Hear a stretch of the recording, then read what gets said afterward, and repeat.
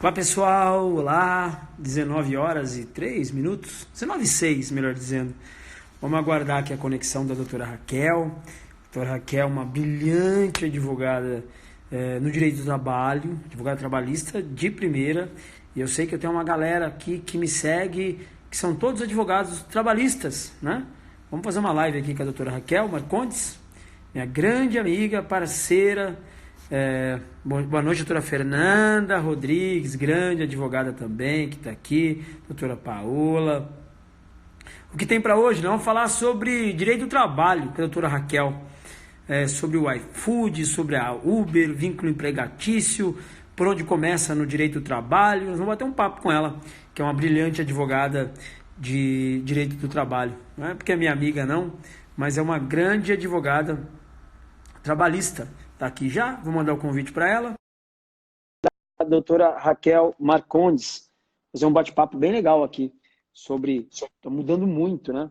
E aí, doutora? Tudo bom? Boa noite. Bom, pessoal, boa noite. Já vi uns rostinhos conhecidos ali. Tudo bem? Tudo jóia. E aí, doutora, Então, vamos fazer um bate-papo aqui sobre direito do trabalho, por onde começa tem uma galera nova aí, né? Por onde começa? Como começar a advogar no direito do trabalho? Vamos falar sobre essa questão do Uber, do iFood, de vínculo empregatício, toda essa confusão que está acontecendo aí no mundo, né? O mundo está mudando, né? Aliás, o mundo muda e o direito muda junto, né, doutora? sim, o que é muito legal é porque esse assunto é interessante para advogado e interessante para a população. Então, se você que está assistindo aí é Uber ou conhece alguém ou é advogado e está pensando aí em entrar com ações, é um nicho bem interessante para iniciar, para quem já está na advocacia trabalhista, é um nicho que vai estourar para os próximos anos e é importante o advogado trabalhista se atualizar um pouco sobre como essas plataformas digitais a gente vai ter a mudança da jurisprudência, né? Como a gente vai poder conseguir mais ações, entendendo como a tecnologia está gerando um vínculo empregatício, longe daquela CLT criada antigamente, que a subordinação era uma coisa clássica, né?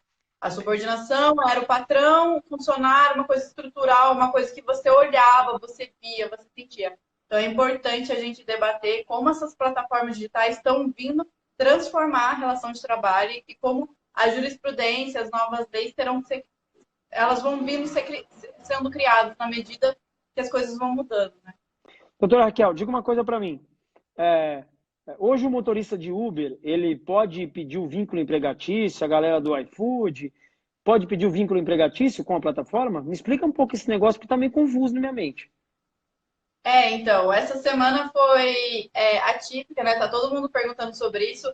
Até foi um magistrado aqui da região, ele fez uma sentença muito brilhante. Até pedi para ele se eu podia falar sobre a sentença dele online, ao vivo, o doutor Bru permitiu. Agradeço já de antemão. Daqui a pouco, quem sabe, ele entra aí. Conversei com ele, inclusive, sobre os motivos que levaram ele a entender o vínculo empregatício e é sobre isso que a gente vai conversar, né? Bem, Diga uma o... coisa para mim, então pode gerar vínculo empregatício da galera que está... isso é polêmico demais, hein? A galera que está trabalhando como Uber aí, pode pedir o vínculo empregatício com a plataforma? não só pode, como está gerando vínculo empregatício, né? O que aconteceu, o que está acontecendo. Você que é advogado, você que, enfim, conhece o pessoal da Uber, é muito importante você estar atento a isso.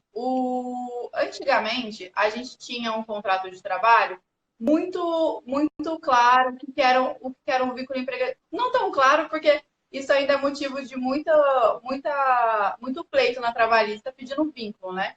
Você provar a subordinação. A subordinação antiga, estrutural, era muito fácil. Falar assim, ele é meu patrão, por exemplo, um funcionário da Embraer. Claramente existe a relação estrutural, quem é o chefe, quem manda em quem, eu tenho que entrar em qual horário, eu tenho que obedecer regras, o trabalho é pessoal, é feito por aquele engenheiro, então ele tem que estar todo dia lá, porque ele que sabe o serviço. Antigamente, era muito fácil delimitar, fora das plataformas digitais, o que é um vínculo empregatício. Mas dentro dessas plataformas digitais, a gente pergunta assim, a partir de quando a plataforma digital é uma mera facilitadora de encontrar o usuário que quer e a pessoa que fornece o serviço. Eu acho que vocês podem citar diversas plataformas que são facilitadoras. E quando ela passa a se tornar realmente uma empregadora. Então, assim, é tênue a linha, não é tão simples. Por exemplo, eu não sei se a maior parte das pessoas aqui conhece o Airbnb. Inclusive, na defesa da Uber, ela fala assim que ela é igual ao Airbnb. O Airbnb, o que ele faz? Ele é um aplicativo, um site que você encontra locais para se hospedar, né? Tanto casa, a pessoa às vezes aluga a própria casa, pode ser um hotel, a pessoa aluga e por exemplo, eu entrei em São Sebastião. Eu escolho qual local que eu quero, onde eu quero ficar. Eu escolho se eu vou com a cara da pessoa e quem coloca o preço na casa é a pessoa. Então, assim, na verdade, a plataforma, ela está facilitando quem está oferecendo o serviço encontrar com quem está querendo. Perfeito? Deu para entender, né? Sim, sim.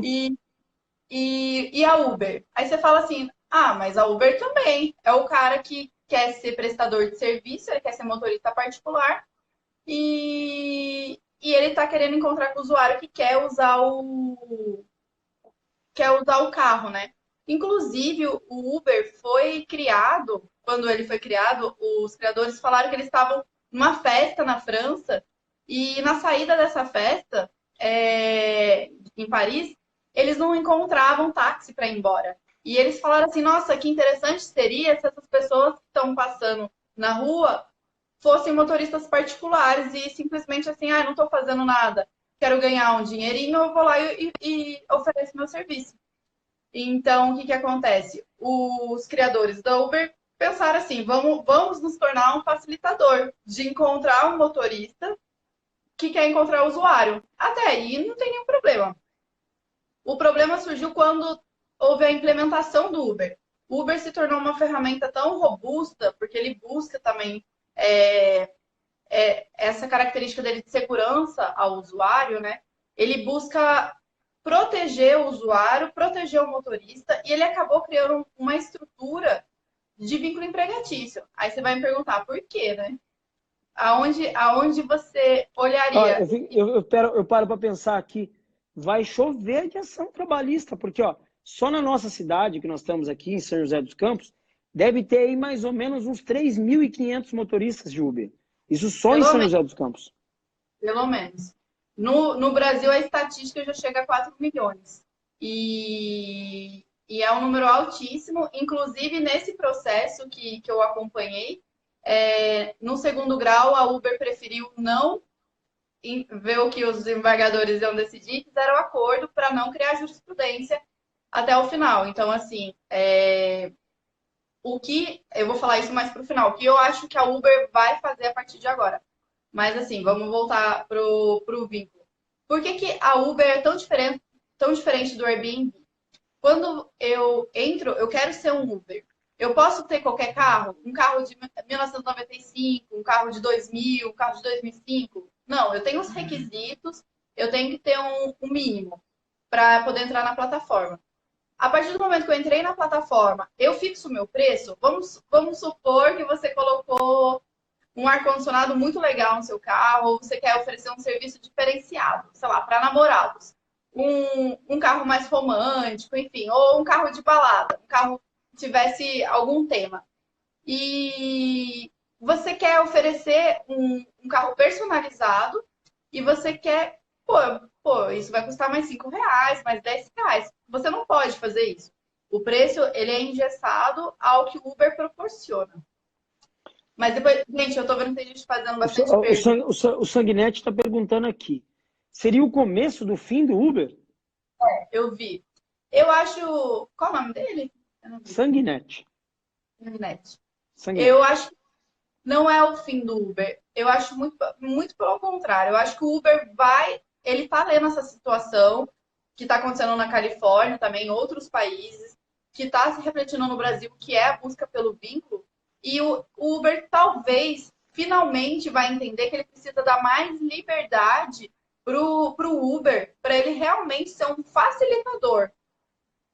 Se ele quer ser uma plataforma que quer aproximar o usuário de motorista particular, ele tem que ser um facilitador. Só que não é isso que a gente tá vendo. Ele gerencia tudo. Então, assim, se ele quer buscar ser um facilitador, ele não pode colocar umas regras, por exemplo, não aceitar carro de 2000. Não, você é avaliado o tempo inteiro, então você tem que ter uma postura esperada pela Uber, senão você é expulso da plataforma. Você chega a ser expulso da plataforma. Então, Antes, você observa. antes, antes, a jurisprudência não reconhecia esse vínculo empregatício e a decisão, Não, né? A decisão do juiz aqui da região, né? não. Você acha que vai ganhar escala nacional? Então, o que estava acontecendo? Antes de tomar essa repercussão, os profissionais, os magistrados entendiam que a Uber era uma mera facilitadora. Ela só estava facilitando o motorista particular se encontrar com o usuário. E hoje a gente está entendendo que de tantas regras criadas pelo Uber, para o motorista ter que cumprir uma série de exigências, aquilo que vai gerar o vínculo, entendeu? Olha, mas, ou seja, a tendência é ter uma chuva de processos aí, né? É, e quais plataformas? É só a Uber? Então, eu tô aqui com a sentença aberta. Outra coisa que eu acho que tem outra plataforma que eu cito, que é a Superprof. Não sei se o pessoal aí conhece. É uma plataforma que você escolhe professor particular. Você paga um valor X, você entra no site, aí você quer professor de piano, você vai lá e contrata. Você quer professor de violino, você vai lá e contrata. Então, quem coloca o preço pelo serviço que presta é o professor. Não é o aplicativo que coloca o preço. E essa liberdade, que é a verdadeira liberdade de ser um profissional livre, escolher, e simplesmente você está associado a uma plataforma legal que funciona, por exemplo, o Superprof funciona e o Airbnb funciona muito bem, dá para você ser uma plataforma que dá liberdade para os seus usuários, tanto para quem quer fornecer um serviço como para quem quer receber, e viver sem um vínculo empregatício. Mas esse controle muito grande faz com que haja uma subordinação aí tecnológica, né? Eu acho assim, qual a minha percepção como advogada agora? Isso é uma opinião particular. Eu acho que como um vínculo empregatício normal, que a gente tem registro na CTPS, enfim, eu acho que não desse jeito, assim. A gente poderia ter uma lacuna preenchida para plataformas digitais. Porque esse motorista de aplicativo, ele precisa pagar INSS, entendeu? Vamos supor que ele sofre um acidente, quem que vai pagar? Onde ele vai conseguir dinheiro, entendeu? Ele vai quebrou a perna, enfim. Qualquer problema que ele tenha, de fato, assim, na vida, como que ele vai conseguir se sustentar? Então, são 4 hoje de profissionais de Uber. E quem paga essa conta? Vamos supor que essa pessoa precisa usar o hospital, que sofre algum acidente de trabalho. De quem que é a conta? É nossa. Continua sendo dos nossos impostos. Então, assim, a conta vai ficar cara, porque é uma atividade assim que tem um certo risco, né? E então, assim, eu acho que a jurisprudência precisa se adequar um pouco, o legislador precisa olhar com mais carinho essas plataformas digitais e criar talvez aí uma nova legislação para amparar isso. Raquel, o Felipe pergunta, mas em qual tipo de contrato se enquadraria? Não, Felipe, não temos um meio termo hoje. Ou é vínculo ou não é. Infelizmente, a gente não consegue falar assim, é um vínculo, mas é um vínculo moderno. Não tem essa. Ou é vínculo ou não é. Porque a nossa legislação é bem gestada, não tem um vínculo intermediário. Então, é vínculo. Você é Uber, você tem aí o valor que você recebe por mês. Você vai entrar na Justiça do Trabalho, há uma grande chance hoje de você levar o vínculo empregatício. O que você levaria num vínculo empregatício? Férias, mais um terço, 13º. Você teria o FGTS recolhido, PNSS. Então, assim, Mas são como é que calcularia isso sobre a média mensal dele de faturamento? isso, sobre a média mensal. Olha que loucura, Cris. Então, assim, se eu fiz, vamos supor, eu fiz R$ 3.000 por mês e eu, no ano, mais ou menos, a média de 3. Aí eu vou entrar com o processo trabalhista, eu vou ganhar meu 13º, que é mais 3, mais as férias, 3 mais um terço, mais uns 4. E só, assim, de um ano, assim, pensando Ó, por cima, fora o GTS, 8%, né? Que dá mais ou menos um salário no final do ano, mais 3. Então, eu já tenho 3 do 13º, já tenho 3 do FGTS e tenho 4 das férias mais um terço. então, ó, E imagina, a galera que está acompanhando aí, que advoga no direito do trabalho, se souber usar, né, essa decisão do juiz aqui da região, e fizer um bom trabalho, com certeza vai captar muito cliente. Vai atrair muito cliente. e o que é interessante, quem quiser procurar e quem quiser entrar em contato, eu tenho o número do processo, enfim, quem for, os colegas de trabalho, os advogados que se interessem, alguém que tenha interesse de ler a sentença, entender como é que está acontecendo, entre em contato aí que eu passo o número. Pô, imagina isso, né? É, só em São José tem 3.500 aqui na nossa cidade. Desses 3.500, fizer um trabalhinho malemar, você levanta uns 300 clientes, né? E na advocacia trabalhista, você cobra só depois. Como é que funciona essa questão dos honorários na advocacia trabalhista? Você imagina, aqui em São José nós temos 3.500. Se você fizer um trabalho mais ou menos, você vai trazer aí pelo menos 10% dessa galera para o teu escritório. Imagina 300 clientes, 300 processos trabalhistas. Pô, dá para levantar uma boa grana, né? Cris, tem uma pergunta aqui interessante. Eu vou responder a sua essa que você fez e Ó, responder. o El perguntou o seguinte: preenchendo os requisitos do artigo 3 da CLT, será reconhecido o vínculo? Então, é o que eu expliquei. O vínculo não é o vínculo que a gente conhecia estrutural, é um vínculo moderno, né? É o vínculo de tanta exigência que a plataforma está fazendo. E sim, está sendo reconhecido o vínculo. O Denis pergunta: doutora, reconhecido o vínculo, há de se responsabilizar a Uber pelos eventos furtivos, roubos, dano, haja visto o risco do empreendedor, do empreendimento de ser empreendedor? O cara está com um carro na rua, roubam o carro do cara. Então, nesse caso, a responsabilidade é objetiva, né? Independe de culpa. E eu acredito que não, a não ser que o trabalhador tivesse aí fazendo alguma manipulação para um furto, enfim, eventualmente a plataforma descobrisse, isso com certeza seria investigado no processo, mas se provado o vínculo, a responsabilidade sendo objetiva, quem paga essa indenização é a Uber, sim, é a Uber. Caramba, imagina. A hora que a galera toda descobrir, a galera do direito do trabalho, né? Bem, e aí, como é que. Eu não entendo nada de direito do trabalho, tá? Meu trem aqui é direito de família, é a mulherada Uhum. que a brigaiada dos casais, e aí nessa praia eu me entendo bem. Tá. No direito do trabalho, como é que você cobra esses honorários? Imagina, pelo jeito vai ter uma demanda gigantesca de trabalho aí, o cara que souber comunicar essa decisão aos motoristas de Uber. Cobra alguma coisa antes, cobra só no final? Como é que faz? Porque vai ter muito processo. Em relação à advocacia trabalhista, eu até criei um formulário assim que é de minha autoria, se alguém quiser também um formulário aí para atender os seus clientes, fica à vontade para pedir. Um formulário em PDF, você imprime.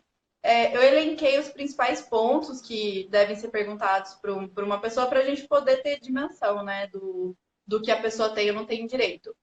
Bem, é uma sugestão aí da tabela da OAB, né? A gente cobra 30% do valor recebido pelo obreiro, né? Pelo reclamante, no final do processo só. Ou seja, se for até o TST e demorar 5, 7 anos, o dinheiro só vem depois de 5, 7 anos, 8, 9, 10. E a gente não cobra consulta, é bem comum. A gente cobra assim, se a consulta, a pessoa quer um parecer, quer uma coisa assim, com mais profundidade jurídica, lógico que cobra, mas assim, a pessoa vai lá, leva os documentos, você faz uma análise, verifica se é possível ou não e ingressa com a ação. Aí não tem custas, né? A gente pede a justiça, na maior parte a justiça gratuita. É importante lembrar que agora com a reforma trabalhista existe os honorários sucumbenciais, que antes não existia, que é uma novidade aí da reforma, que prevê de 5 a 15% se você perde o pedido. Só que para você executar a pessoa tem que ter dinheiro, né? Então, assim, enquanto se mantém a justiça gratuita, esse estado de hipossuficiência, você não consegue cobrar o obreiro, enfim. O bom de fazer live com advogado é que advogado é gênio, né? Advogado, ele tem umas ideias assim meio doidas, né? O Darjan, na verdade, ele tem lógica que ele está perguntando. Olha. Podemos, além do vínculo empregatício, acrescentar a depreciação do veículo? Eu acho que sim, não tem não? Oi, Darjan, tudo bom? Darjan é um grande advogado também. A gente se encontra muito lá na Trabalhista, discute. Boa noite aí para você também. Obrigada por participar. Darjan, eu acredito que você sendo uma plataforma, se você está sujeito a essa plataforma, você precisa sim ter um valor por isso, mas esse valor muito bem pode estar agregado ao valor que você recebe da própria Uber já, né? Um valor já embutido nisso. E sim, acredito que na sentença que eu vi, não tinha esse pedido. Então, assim, eu não vou dizer sim ou não e como é que está sendo entendido, mas se eu entrasse... Mas tem lógica, né? Tem lógica, não tem? Muita, muita lógica. O Dias está perguntando qual é o perfil da doutora Raquel. Raquel Marcondes, né? Raquel Marcondes. Pode adicionar aí, mando pra você. Violino, como é que fala? Toca violino, é esse que fala? Eu toco um pouco de violino, arranho o violino, arranho o piano aqui, ó, tem um piano aqui. Muito bom. Tá com doutora, um pouquinho. por que houve essa mudança de entendimento agora? O que aconteceu que mudou? Então, Cris, na verdade, quando as pessoas estavam ingressando com o processo pedindo vínculo empregatício, os magistrados estavam entendendo que era apenas um facilitador de serviço. Assim como, por exemplo, a plataforma do Airbnb. Só que com o desenvolvimento da Uber e essa necessidade de segurança, que o usuário quer usar uma plataforma que se sente seguro, senão a Uber precisava enfrentar os táxis, né? Porque assim, você preferia pegar isso aí, por exemplo, na minha casa, assim, meu pai, que é de outra geração, que ele busca muito segurança, ele achava um absurdo no início usar o Uber. Ele falava assim, mas que segurança você tem? É muito melhor você pegar um carro credenciado, que a prefeitura reconhece, que tem um número, tem um taxímetro, você sabe que você vai pagar o valor da corrida. Então, assim, a gente teve que romper um paradigma muito grande, que foi substituir aos poucos o que os táxis representam. Então, assim, a partir desse momento, o Uber começou a perceber que para ele se tornar forte, ele precisava ter mais base. Então, assim, ele foi melhorando, eu acredito que ele foi melhorando assim o approach, a aproximação com o usuário, e chegou a um ponto de tão grande melhoria que nasceu o vínculo empregatício. O Sanguinete fala aqui de novo, olha, deve ter taxista com isso. Primeiro que vai onerar o serviço do Uber e, consequentemente, uma volta aos táxis. Mas acho que muita água vai passar por baixo dessa ponte ainda, né?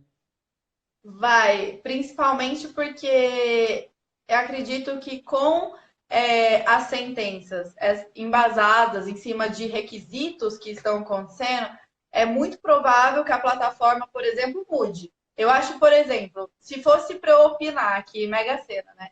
Eu acho que daqui a pouco a Uber vai permitir o Uber colocar o valor da corrida dele. Vamos supor assim.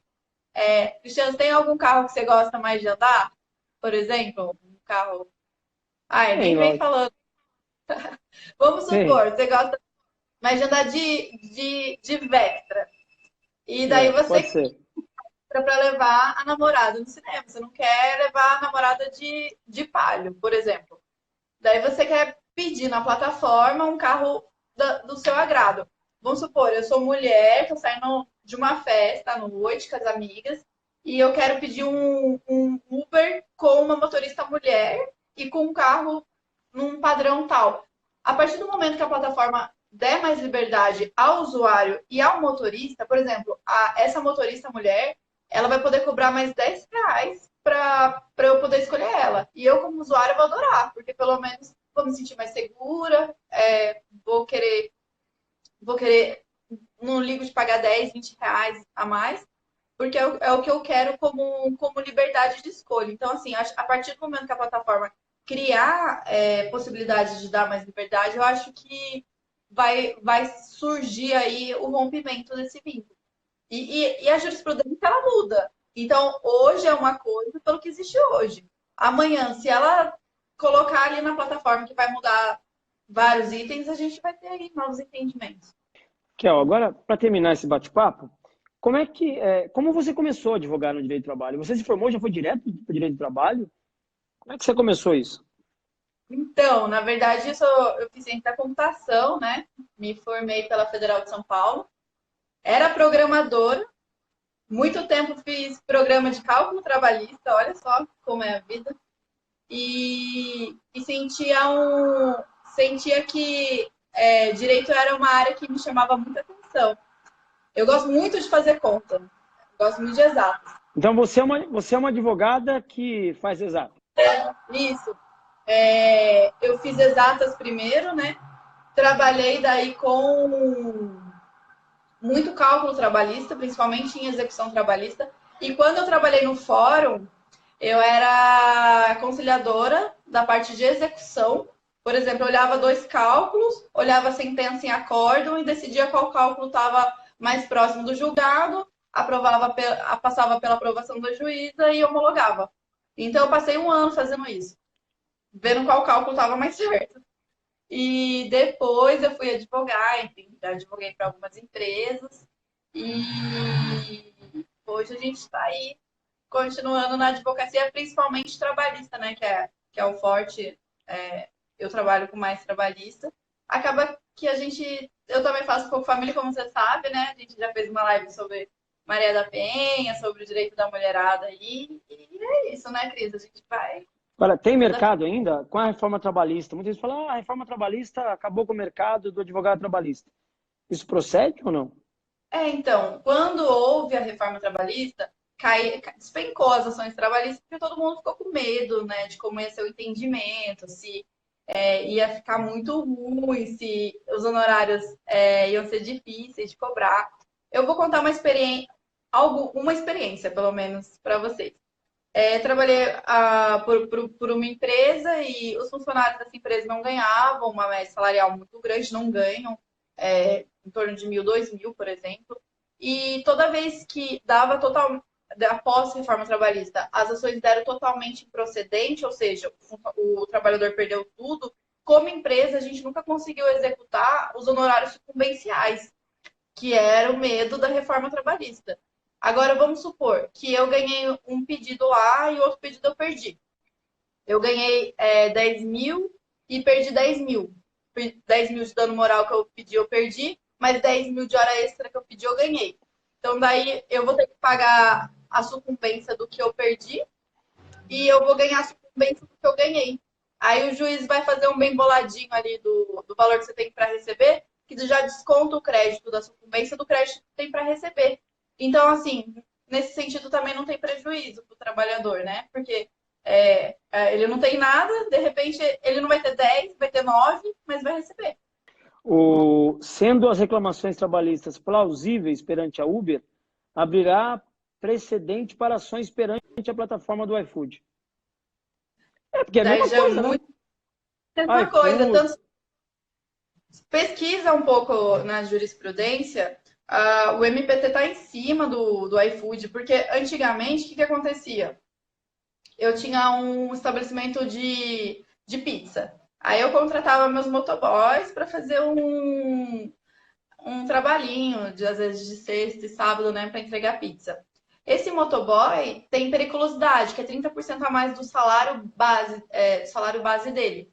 E então eu gerava um vínculo muito caro para a pizzaria, né? Porque ele era um funcionário que eu tinha que pagar. E, além de tudo, ele ganhava comissão. E essa comissão, antes da reforma, integrava o salário. Pós-reforma, a comissão não integra mais salário. Nem comissão de motoboy, nem comissão de quem, por exemplo, trabalhei no comércio. Pós-reforma, a comissão não integra mais salário. Então, a gente veio tendo uma mudança, né, Cris, nesse sentido. Raquel, queria te agradecer e, novamente, né, reforçar o convite. Eu te espero na imersão em São Paulo. Nós vamos ter lá 250, 300 advogados. Eu acho que é um público bem legal para você falar. E são advogados do Brasil inteiro, né? Hoje, um casal mandou uma mensagem para mim dizendo que está vindo do Acre, né? Um outro é Piauí, falou: eu estou pegando o ônibus aqui, vou andar 900 quilômetros para ir até São Paulo, né? Ele falou: vou dormir na rodoviária, vai participar. Eu falei: não estou acreditando muito não, que você vai vir 900 quilômetros de ônibus e dormir na rodoviária, né? Eu falei: ó, vocês estão falando sério, e fala que eu vou arrumar um lugar para você ficar em São Paulo, né? Mandar 900 quilômetros de ônibus para ficar 2 dias no hotel estudando para dormir na rodoviária, não tem lógica, né? Ou seja, tem gente do Brasil inteiro já, advogados do Brasil inteiro já confirmando. Falta pouquinho os ingressos aí, acho que mais uma semana acaba. A imersão é daqui a 2 dias. Eu queria novamente reiterar o convite para que você esteja com a gente lá na imersão em São Paulo. Acho que é um público legal. Essa oportunidade do Uber, do iFood, eu acho que é uma grande oportunidade para os advogados, um bom mercado de trabalho. Eu acho que o advogado ele tem por hábito de cobrar só no final, né? Mas nada impede. O advogado, o trabalhista, ele pode cobrar um valor inicial para entrar com ação? Sim ou não?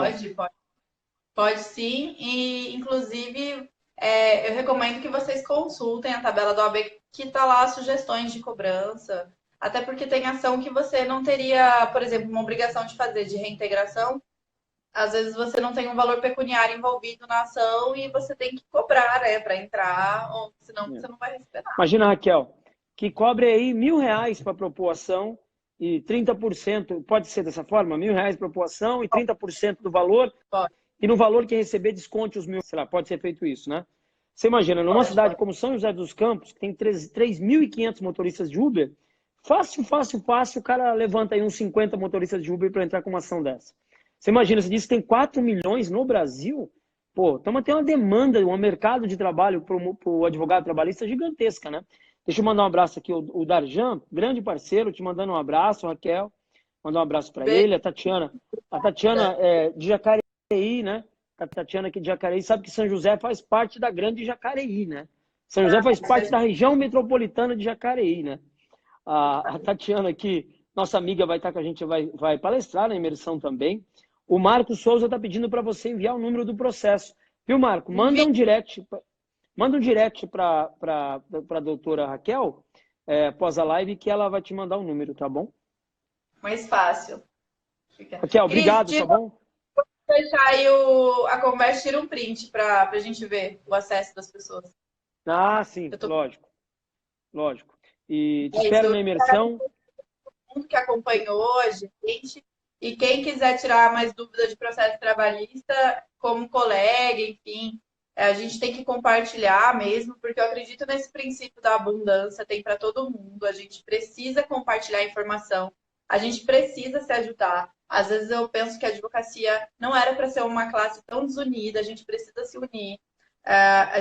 Nós, os advogados, representam um número muito expressivo no Brasil. Então, assim, a gente precisa se unir, se ajudar. E enfim, deixo aqui meu perfil e fiquem à vontade para pedir, enfim, material. Eu compartilho, tenho material. Raquel, amanhã eu vou pegar essa live e vou subir no YouTube.